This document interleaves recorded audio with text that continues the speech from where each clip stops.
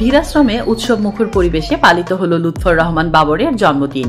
Gazipur 10 October 2025 শুক্রবার Gazipur city কর্পোরেশনের 31 নং ওয়ার্ডের ধীরাশ্রম শহীদ শরাফত ক্লাবে প্রবাসী বিষয়ক কল্যাণ সম্পাদক আলম, তারেক মোল্লা, সফরউদ্দিন, মাইনুল ও অন্যান্যদের উপস্থিতিতে উৎসবমুখর পরিবেশে পালিত হল সাবেক সংসদ সদস্য ও জনপ্রিয় জননেতা লুৎফর রহমান বাবরের জন্মদিন। দিনব্যাপী নানা আয়োজন, দোয়া মাহফিল, কেক কাটা, নেতাকর্মী ও সাধারণ মানুষ এক আনন্দঘন পরিবেশে এই দিনটি উদযাপন করেন।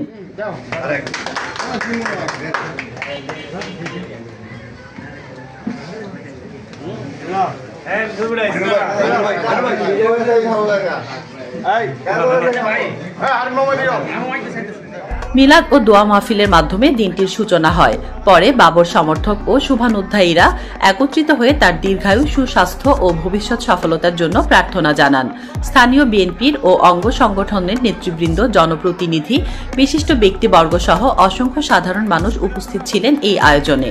31 নং ওয়ার্ডের প্রধান অতিথি যুগ্ম মহাসচিব শাহিন পারভেজ বলেন, লুৎফর রহমান বাবর শুধু একজন রাজনৈতিক ব্যক্তিত্ব নন, তিনি ছিলেন ও আছেন এলাকার মানুষের কাছে নিবেদিত প্রাণ এক সমাজসেবক। শুভ জন্মদিন উপলক্ষে একটি কেক